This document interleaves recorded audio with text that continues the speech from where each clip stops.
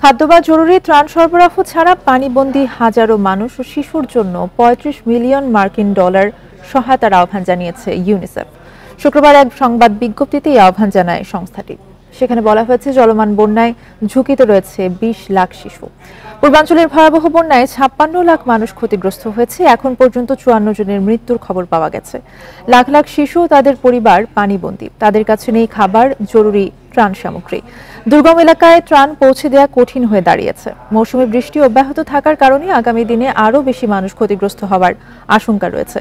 এই বন্যা শিশুদের জন্য একটি মানবিক বিপর্যয় নিয়ে এসেছে। বিজ্ঞপ্তিতে বলা হয়, ইউনিসেফ এই বিপর্যয় পরিস্থিতিতে কাজ করলেও সংকট কাটাতে আরও তহবিল প্রয়োজন।